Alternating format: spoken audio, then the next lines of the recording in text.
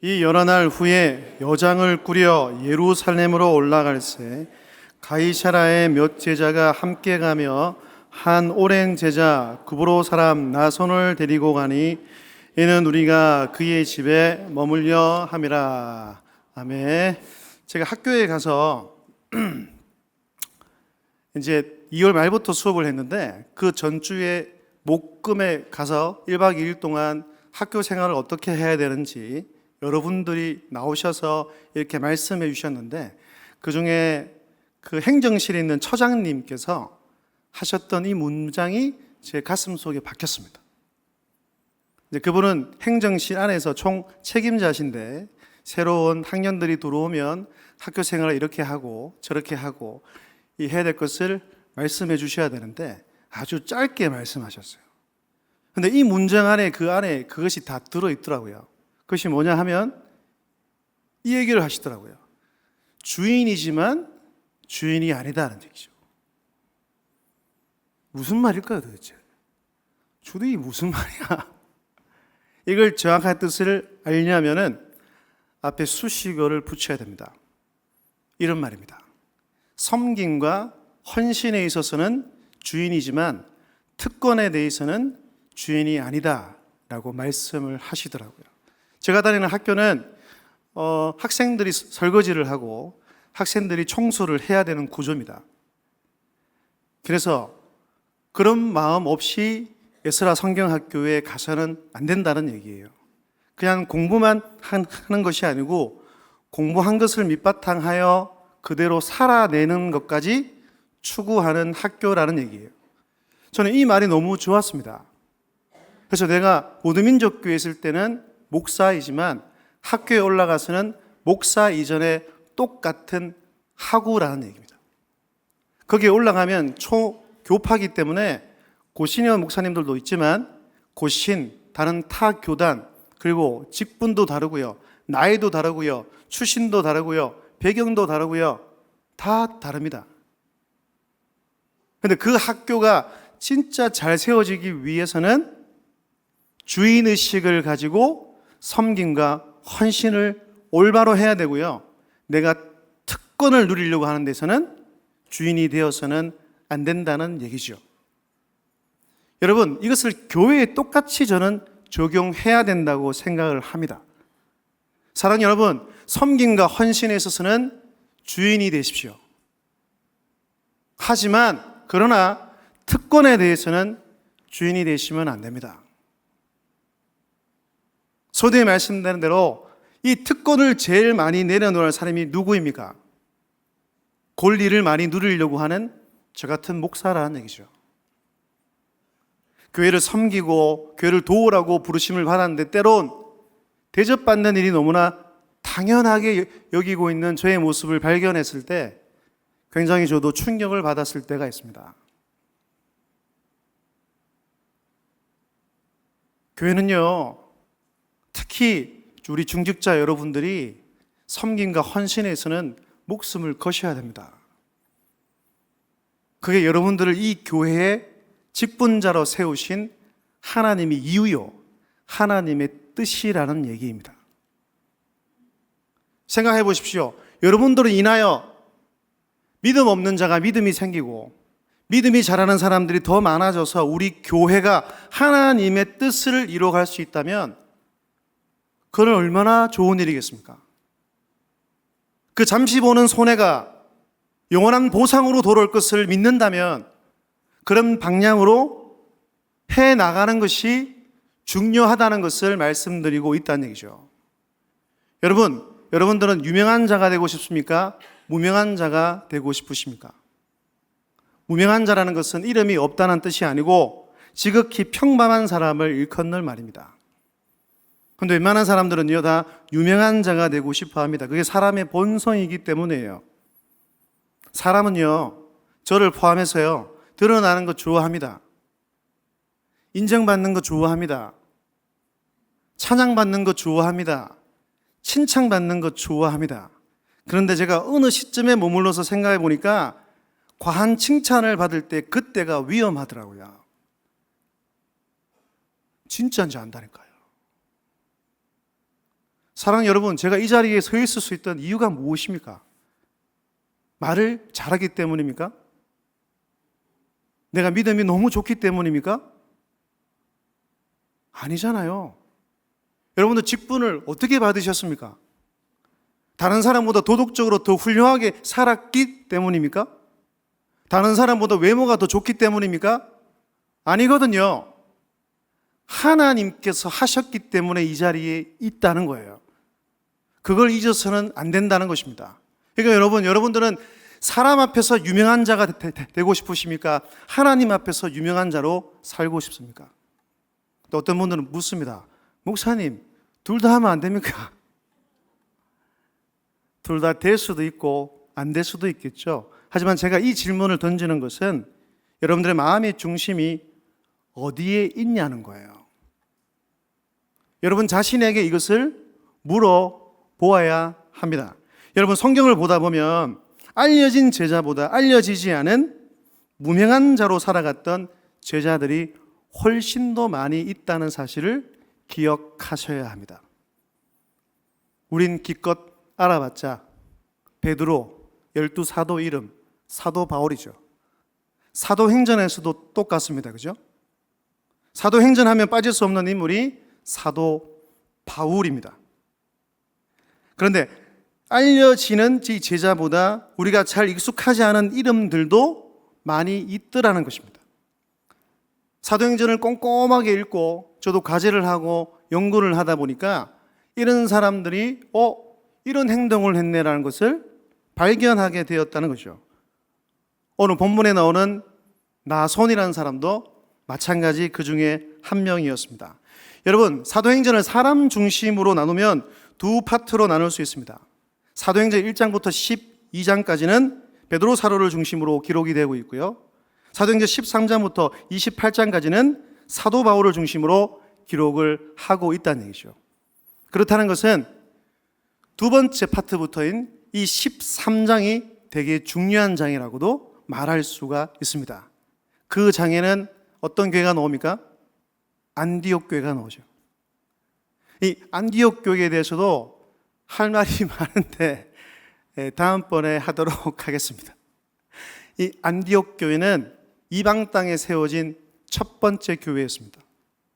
최초로 유대인 사람들의 중심이 아닌 이방인들이 주축이 되어서 교회가 탄생했으며 성장한 교회였다는 얘기입니다. 그리고 13장에 보면 바나바와 바울을 파송하는, 선교사로 파송하는 장면이 나오는데 13장 1절을 꼭 집에 가서 읽어보십시오. 안디옥 교회를 주축으로 이루고 있는 리더들의 그룹들의 이름이 한 명씩 나오고 그 성경 저자 누가는 그것을 소개하고 있더라는 얘기죠. 그런데 놀랍게도 그 5명의 리더 그룹들이 나오는데 이 5명의 리더 그룹들은 출신도, 배경도, 지위도 다 달랐다는 얘기예요.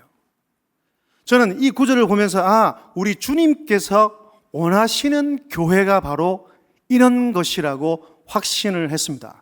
여러분 기억하십시오. 주의 복음에는 차별이 없다는 사실입니다. 할렐루야. 하나님께서는 인종도 따지지 않습니다. 하나님께서는 지위도 따지지 않습니다. 하나님께서는 잘난 사람이나 못난 사람이나 따지지 않는다는 얘기예요. 그렇다는 것은 우리 모든 민족교회에 들어올 수 있는 모든 사람들은 다 평등한 사람이어야 한다는 것입니다. 우리 교회가 그런 교회가 되기를 주님의 이름으로 축복합니다. 오직 주의 복음만을 믿는 그 믿음으로 인하여 우리 주님께서는 여러분들을 구원하시고 이 교회를 만드셨다는 사실을 꼭 기억하시기를 바랍니다. 그래서 사도 바울은 총 3번의 전도 여행을 떠납니다. 그죠? 로마 여행까지 포함하면 총 4번 전도 여행을 떠난 것입니다.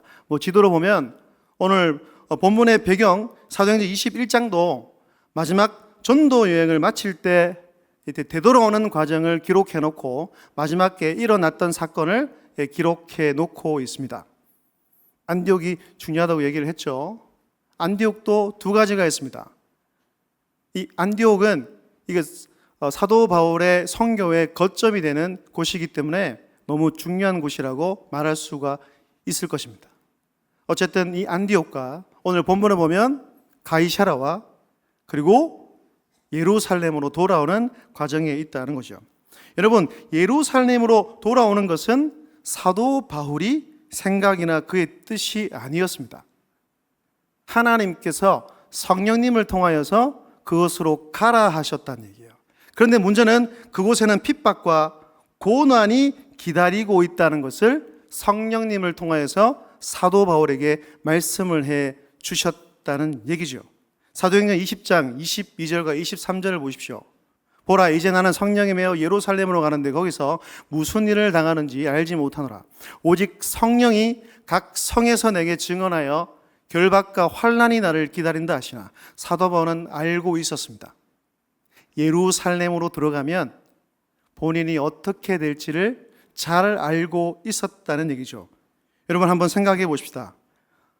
어떤 것을 모르고 가는 게 낫지, 다 알면서, 더군다나 가면 자기가 고통받고 고난받게 될 것을, 그것을 알면서도 그 길을 가는 것은 결코 쉽지 않다는 얘기입니다.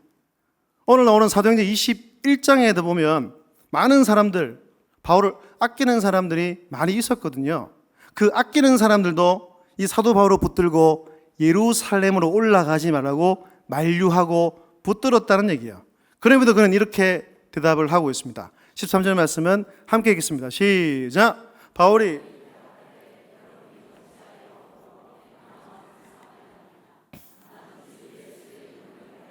결박당할 뿐 아니라 예루살렘에서 죽을 것도 각오하였노라. 대단하지 않습니까? 저 같으면 도망갔을 텐데. 사도 바울은 진짜 진정한 사명자였다는 것입니다. 여러분, 이 사도 바울이 이 복음의 사역을 끝까지 감당할 수 있었던 이유가 무엇이었을까요? 크게 제가 생각하기는 한 세 가지인 것 같습니다. 첫 번째는 복음의 열정입니다. 하나님 주신 사명감이 있었다는 얘기예요. 두 번째는 성령의 도우심이 있었습니다. 사도행전을 읽다 보면 군데군데 진짜 적재적소에 성령 하나님께서 찾아와 그를 말씀을 통하여서 위로하는 장면들이 있습니다. 사랑하는 여러분, 우리의 신앙생활도 똑같지 않습니까? 때로는 무너지려고 할 때 하나님께서는 성경을 통하여, 때론 목사님께서 전해주시는 말씀을 통하여 우리를 붙들고 세우고 위로할 때가 굉장히 많이 있다는 얘기입니다. 성도 여러분, 성령 하나님이 여러분 안에 내주하고 있음을 믿으시기를 바랍니다. 그분은 떠나지 않는다는 얘기예요. 우리와 함께 하시고 우리를 응원하시고 우리를 천국까지 인도해 주신다는 거죠. 그리고 세 번째 이유는 바울과 함께하는 동력자들이 있었기 때문입니다. 사도행전을 읽다 보면 우리 단락이라는 게 있어요.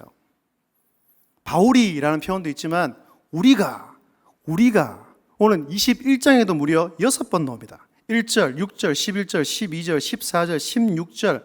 그렇다는 것은 지금 사도 바울이 이 복음 전도를 혼자 하고 있지 않다는 겁니다. 예루살렘으로 가는 길목도 똑같다는 얘기죠. 사랑하는 여러분, 우리를 공동체로 부르셨음을 잊지 마셔야 합니다. 왜 우리를 공동체로 불러주셨을까요? 비난하라고? 지적질하라고요? 아닙니다. 서로 격려하고 서로 위로하며 어릴 때 서로 손잡아서 그의 주의 길을 함께 걸어가라고, 이 몸된 교회와 그분의 나라를 함께 세워가라고 여러분들을 불러주셨다는 얘기예요. 이 사실을 알고 옆 사람에게 이렇게 인사하도록 하겠습니다. 잠을 좀 깨시고요. 자, 인사하도록 하겠습니다. 시작. 제가 당신의 좋은 동력자가 되겠습니다. 한 번 더 크게. 시작. 제가 당신의 좋은 동력자가 되겠습니다. 아멘. 반대로 말하면 안 됩니다. 네가 내한테 좀 좋은 동력자가 돼. 그런 교회는 좋은 교회가 아닙니다, 여러분. 내가 먼저 희생하고 내가 먼저 손해볼 각오를 하셔야 한다는 얘기죠. 여러분, 화면에 보십시오. 남극에서 사는 황제 펭귄이라는 게 있습니다. 찾아보니까 남극의 겨울이 되면 내륙 지방에는 거의 평균 영하 60도예요. 펭귄들도 춥겠죠, 그죠? 그러니까 펭귄들이 이 겨울을 잘 이겨내고 나기 위해서 허들링이라는 것을 합니다. 이 자체 행동이 허들링이라는 거예요. 읽어보면 추운 바람으로부터 자신들을 지키기 위해서 원형으로 겹겹이 서서 서로에게 꼭 붙어 기대는 것을 허들링이라고 얘기를 합니다. 근데 이 무리 가운데 제일 따뜻한 무리는 어디 있는 무리입니까? 안쪽에 있겠죠. 그러면 제일 추운 쪽은요? 바깥쪽에 있겠죠. 이들도 알아요. 그래서 시간이 되면 제가 동영상 찾아봤어요. 대응을 바꿔요. 와, 사람보다 훨씬 못한, 여러분, 펭귄들도 공동체를 지키기 위해서 이렇게 하더란 얘기예요. 그런데 예를 들어서 어떤 몇 펭귄들이 난 추워서 못 가. 아니야. 여기가 좋아. 이러면 이 대형을 유지할 수 있을까요? 없습니다. 단언코 없습니다. 그래서 저는 요즘 많이 생각합니다. 어떤 교회가 좋은 교회일까? 어떻게 세워가는 교회가 진짜 건강한 교회일까? 한마디입니다. 희생하는 교회여야 한답니다. 한두 사람이 아니라 이 자리에 앉아있는 목사인 저를 비롯하여 모든 직분자들 더 넘어 우리 모든 민족교회에 속한 모든 성도 한 명 한 명이 희생해야 한다는 거예요.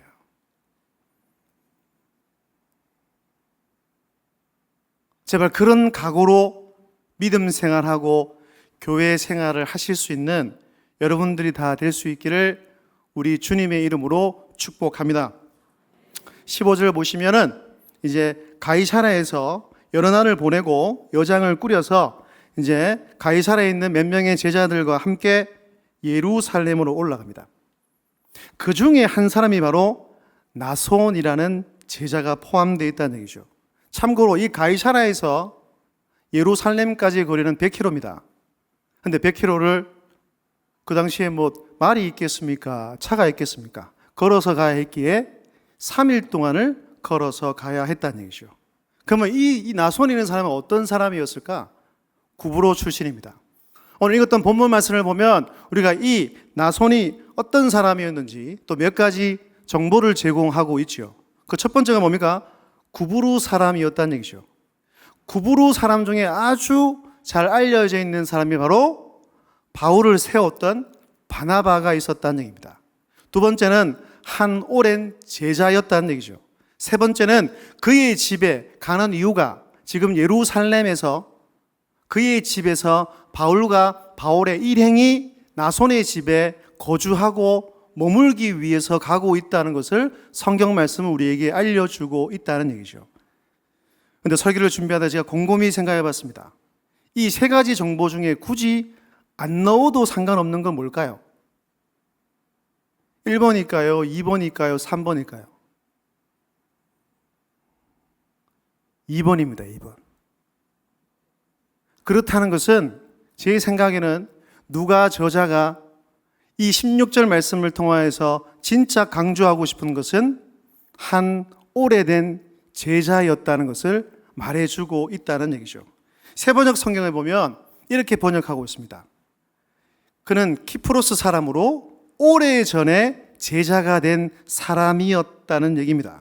여러분, 이 말은 한때 옛날에 제자였던 사람이 아니라 옛날부터 지금까지 제자로 살아오고 있는 사람을 뜻하고 있다는 얘기입니다. 원문을 그대로 해석해 보아도 이렇습니다. 처음부터 지금까지 제자로 함께 서 있는 사람이라고 번역하고 해석할 수가 있다는 얘기예요. 저는 여기서 강조하는 점이 오래전보다는 제자라는 사실이 있다고 생각합니다. 여러분, 제자라는 단어 안에는 우리가 표현하지 못할 것들이 많이 들어있다는 얘기죠. 그렇다면 이 사람은 언제부터 예수를 믿는 제자가 되었을까요? 성경을 아무리 뒤집하고 보아도 나손이라는 사람을 또 다른 장면에서는 기록해 놓지 않고 있습니다. 복음서에도 없고 서신서에도 없습니다. 그렇다는 것은 우리가 학자들의 어떤 평가나 학자들의 연구했던 것을 도움을 받을 필요가 있겠죠. 그래서 많은 학자들이 이 사람은 사도행전 2장에 오순절 성령 강림 때에 베드로의 설교를 듣고 회심한 것으로 보고 있습니다.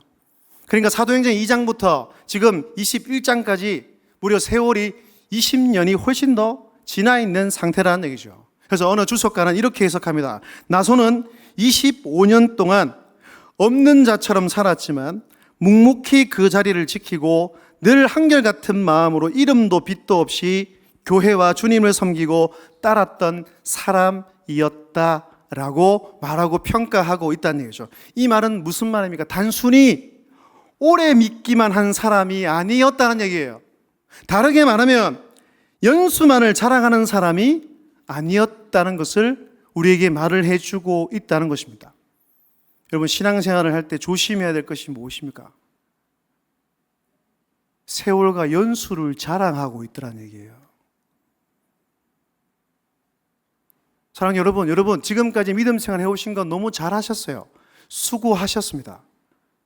하지만 내가 믿은 횟수와 어떤 내 직분을 자랑해서는 안 된다는 얘기예요. 주님께 정말로 충성한 사람은 자신의 연수를 자랑하지 않습니다. 얼마나가 아니에요. 내가 어떻게 충성하고 어떻게 헌신했는가를 말합니다. 그런 사람이 진짜 제자들이라는 얘기예요. 그래서 이런 말이 있습니다. 함께요. 시작. 예수님의 관심사는 기억하셔야 됩니다. 마음판에 새기셔야 돼요. 우리 주님이 여러분들을 볼 때에 몇 년 동안 믿은지를 안 보신다는 거예요. 예를 들어서 저도 이제 2012년에 목사 안수를 받으면 올해가 목사 14년 차인데, 제가 목사 14년 차인데 14년 차라고 막 밑에 후배들 다 이런 거 다 시키고 앞에서 말만 뺀질뺀질하게 하면, 제가 앞에서 말씀드렸지만 제가 어떻게 존경받는 목사가 될 수 있겠습니까? 학교 생활도 똑같잖아요. 20대부터 60대까지 너무 다양한 연령층이 있다는 거예요. 20살짜리가 뭘 알겠습니까? 23살짜리가 왔어요. 그 아버지가 선교사님이에요. 선교사님. 자기는 오기 싫었는데 거의 반협박에 못 이겨서 학교를 들어왔더란 얘기죠. 얼마나 힘들겠습니까? 신학대학원 나왔던 저도 처음에 과제를 해내는데 이게 설교문하고 다른 거잖아요. 그럼 설교문 몇 개 써서 제출하라 하면 그냥 써서 얼른 보내겠는데, 이게 각 과목마다 어떻게 보면 형식도 다르고, 그러니까 한 달 반 동안은 저도 되게 힘들었어요. 가는 것도 되게 힘들고 오는 것도 되게 힘들었는데, 근데 그 학교 생활을 하면서 제가 목사라고 이런 거 어떻게 하냐고. 그렇게 하면 누가 저를 보고 좋은 목사라고 건강한 목사라고 얘기할 수 있겠냐는 겁니다. 여러분들이 40년을 신앙생활 하셨으면 여러분 자신에게 물어보셔야 됩니다. 그만큼 예수님을 닮아가는 모습이 더 깊어졌냐는 겁니다. 예수님의 관심사는 어떤 횟수, 어떤 숫자에 있는 게 아니더란 얘기죠. 헌신이 얼마나 깊은지 여러분 스스로가 알고 있잖아요. 제 목사가 일일이 말씀드리지 않아도 여러분 모습을 자각하고 있어야 합니다. 그럼 내가 어떻게 했을 때, 무엇을 했을 때 우리 주님께서 좋아하시고 내가 어떻게 했을 때 우리 교회가 좀 더 건강한 교회가 될지를 한번 생각을 해보시라는 얘기입니다. 그런 의미에서 볼 때 이 16절의 오랜 제자라는 말은 단순히 몇 년 동안 믿어왔는가가 아니라 어떻게 믿고 어떻게 섬겨왔는지를 말해주는 단어라고 말할 수 있죠. 한마디로 나소는 성숙한 제자였고 끝까지 충성한 제자였다는 것입니다. 그리고 더군다나 이 나소는 목숨도 아끼지 않은 제자였습니다. 여러분, 이때의 사도 바울의 상황이 어떠했겠어요? 제가 말씀드렸잖아요. 예루살렘에 올라가면 환영해 주는 분위기가 아닙니다. 그를 노리고 있는 유대인들이 너무나 많이 있어요. 사도행전 23장을 보세요. 이런 말이 있습니다. 날이 새니 유대 사람들이 모의하여 바울을 죽이기 전에는 먹지도 마시지도 않겠다고 맹세하였다. 이 모의에 가담한 사람은 40명이 넘었다는 얘기죠. 이 이단의 괴수를 증거하는 이 우두머리였던 사도 바울을 잡기 위해서 이 사도 바울을 죽이기까지 먹지도 않고 마시지 않겠다고 결사단이 40명이나 넘었다는 얘기예요. 그런데 저는 이 본문을 볼 때마다 늘 궁금합니다. 이 결사단은 사도 바울을 죽이지 못했는데 그러면 이 사람은 그때까지 안 먹고 안 마셔서 굶어 죽었는가? 그건 알 수가 없죠. 어떤 학자들은 이것은 그만큼 강조하는 행위다. 그래 결의에 찬 모습을 보여준다라고도 얘기할 수도 있을 것 같습니다. 그런 상황에서 나솔이라는 사람이 자기 집을 빌려준다는 것은 자기 목숨을 거는 행위였다는 겁니다. 그래서 존 칼빈은 이 16절을 주석할 때 이렇게 주석을 했습니다. 함께 읽겠습니다. 시작. 나손이 자기 집을 내어놓는 것은 자기의 목숨을 내어놓은 것이다. 이게 진짜 제자의 모습임을 우리에게 말씀해주고 있다는 얘기입니다. 더군다나 이 나손은 자기 집이 다른 지방에 있는 게 아니에요. 지금으로 말했던 것 같으면 집이 서울에 있는 거예요. 지금도 바울이 혼자 가는 게 아닙니다. 우리 단락을 열심히 쫓아가다 보면 지금 바울과 플러스에서 바울 일행이 10명이 넘어요. 그럼 10명이 넘는 그 사람들을 자기 집에 모시고 먹이고 씻기고 대접하는 그 일이 과연 쉬웠을까요? 그리고 예루살렘에 집이 있었다는 것은 이 나솔이라는 사람이 꽤 괜찮은 재정을 갖고 있는 부자였다는 것을 보여주고 있습니다. 여러분, 나솔은 잃을 것이 많은 사람이었어요. 없는 사람이 아니었다는 겁니다. 요한복음 19장을 보면 예수님의 시신을 수습했던 아리마대 요셉과 니고데모가 나옵니다. 성경은 요셉을 일컬어서 니고데도도 똑같은데 숨은 제자라고 이야기를 했어요. 왜 이런 표현을 썼을까요? 예수님을 믿긴 믿어요. 근데 공식적으로 선언하지 않고 있습니다. 왜? 이 아리마대 요셉과 니고데모도 잃을 것이 많은 사람이었다는 거죠. 그 당시에 유대 사회를 움직이고 모든 행정법, 사법부를 다 결정할 수 있는 권한이 사내들인 공회에 있었습니다. 그 공회원 70명 중에 2명이 요셉과 니고데모였다는 얘기입니다. 여러분, 유명하고 돈이 많은 사람, 지위가 높은 사람, 다르게 말하면 예나 지금이나 가진 것 또는 잃을 것이 많은 사람은 걱정이 많고 염려가 많고 눈치를 다 더 많이 보게 되어 있습니다. 왜냐하면 그 가진 것을 지켜야 하기 때문이란 얘기죠. 나손이 그런 사람이었습니다. 근데 그 자신의 손익을 계산하지 않고 바울과 그의 일행을 섬겼다는 얘기입니다. 이것이 진짜 제자의 모습이라는 것을 말씀해 주고 있는 것입니다. 사랑하는 여러분, 여러분들이 진짜 우리 주님 때문에 손해보는 것이 있습니까? 계산하지 않고 이웃을 섬기는 모습이 있습니까? 심지어는 주님을 따라갈 때에 우리 예수님께서는 우리의 목숨까지도 요구할 때가 있는데 우린 입으로만 내 생명도 드리겠다고 하면서 내 작은 현실 가운데에, 일정 가운데에, 일상 가운데에 그 주님을 위해서 하는 헌신이 과연 무엇이 있는지 우리에게 질문을 해보아야 한다는 것입니다. 과연 나의 모습은 어떠하냐는 거예요. 사랑하는 여러분, 주님을 위해서 손해보는 것이 진짜 손해일까요? 성도 여러분, 성도에게 있어서 복음과 이 몸된 교회와 더 나아가 그분의 나라를 위해서 헌신하는 만큼 복되고 영광스러운 것이 어디에 있겠습니까? 사랑하는 여러분, 그것이 여러분들이 경험해야 한다는 거예요. 여러분들 삶에 있어서 내어줘야 할 것이 무엇인지 그것을 꽁꽁 싸매고 있으면 여러분, 그것을 경험하지 못합니다. 내어주기가 더 힘들어집니다. 그냥 세상 사람들처럼 눈에 보이는 것이 다기 때문에 손해보는 것 같고 그냥 손해로 끝날 것 같고, 근데 우리 주님은 그렇게 끝내도록 만들어 놓지 않는다는 얘기예요. 제가 좋아하는 CCM이 있죠. 예수의 길. 예수의 길, 그 좁은 길 나는 건네 주 손 잡고 그 무엇도 두렵지 않네.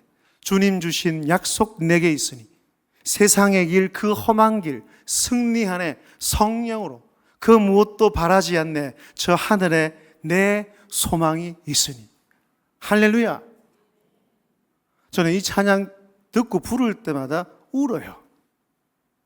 학교에 가서도 그 방에서 엄청 크게 틀어놓고 혼자 찬양하도 눈물이 나요. 그냥 저는 이 가사처럼 믿어져요. 그리고 내 소망이 이 땅이 아니라 저 하늘에 있다는 것도 확신해요. 근데 모르겠어요. 이 찬양을 부를 때마다 하나님께서 내 마음을 뜨겁게 하시고 이 길을 계속 전진해 가라고 말씀하는지는 모르겠지만, 여러분, 믿음의 길이, 그 길을 걸어갈 때 고난은 있지만 우리 주님께서 함께 하신다는 사실을 잊지 마셔야 합니다. 그분이 여러분들을 손잡고 있습니다. 우리 교회를 붙들고 있습니다. 여러분들의 시선과 여러분들의 마음과 여러분들의 육신이 어디를 향하고 있는지를 잘 확인하셔야 된다는 거예요. 여러분 소망이 어디에 있습니까? 부활하신 주님이 있습니까? 여러분 갖고 있는 통장에 있습니까? 이 땅에 있습니까? 저 하늘에 있습니까? 성경을 다 읽어보세요. 믿음의 길을 걸어갔던 한 사람 한 사람들, 주의 제자들, 특히 사도들은 다 복음을 전하다 순교했습니다. 그들이 그렇게 할 수 있었던 가장 큰 이유가 무엇입니까? 그 소망이 부활하신 주님께 있고 저 하나님 나라의 걸 믿었기 때문에 그 길을 걸어갈 수 있다는 것입니다. 여러분, 내가 주를 위해서 보는 손해가 손해가 아님을 믿으셔야 합니다. 해보셔야 돼요. 이 목사가 이렇게 아무리 설교를 해도 여러분들이 그런 삶을 적응하지 않으면 이 놀라운 이 영적인 세계를 이해할 수가 없다는 거죠. 그래서 마지막 3번입니다. 함께 읽겠습니다. 시작. 하나님 앞에서 유명한 자로 살아가자. 할렐루야. 주님께 인정받는 자로 살아가자는 얘기입니다. 세상에서는 인정받지 못할 수도 있습니다. 아니, 교회에서도 똑같잖아요. 아니, 어떻게 보면 내가 더 많이 봉사한 것 같은데 목사님은 누구는 내 이름은 말도 안 해주고. 여러분, 사람은 실수할 수 있어요. 근데 사람은 기억하지 못하고 알아주지 않을 때가 있지만 우리 주님은 다 아시고 기억하신다는 얘기입니다. 그래서 제가 좋아하는 말이 있어요. 오스 기니스가 소명이라는 책 안에서 이런 어구를 적었습니다. 함께요. 시작. 청중들은 떠나가지만 마지막까지 떠나지 않고 끝까지 박수를 쳐주는 청중이 있는데 그분이 예수 그리스도라는 사실입니다. 할렐루야. 저는 이 사실을 믿습니다. 주님은 다 아십니다. 그분은 우리의 모든 수고와 헌신을 잊지 않으시고 끝까지 우리를 믿어주시고 우리를 밀어주시고 우리를 격려하시는 분이십니다. 그분이 우리의 모든 것들을 기억해 놓으셔서 보상해 주실 것입니다. 내 때가 아니면 내 다음 자녀의 세대 때, 또 그게 아니면 저 최종 목적지인 우리 주님이 계신 그 하나님 나라에서요. 그것을 믿는 믿음이 있으시기를 주님의 이름으로 축복합니다.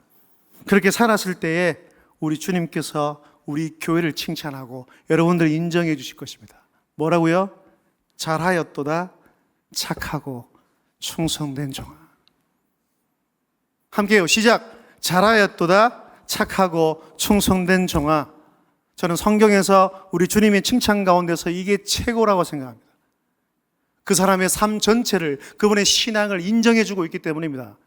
여러분, 착하고 충성이라는 말이 다른 표현하면 신실함입니다. 신실함. 피스토스라고. 하나님께서는 여러분 어떤 업적이나 결과를 보시는 게 아니에요. 달란트 비유에서 5달란트 남긴 사람과 2달란트 남긴 사람이 칭찬의 내용이 토시 하나 안 틀리고 똑같아요.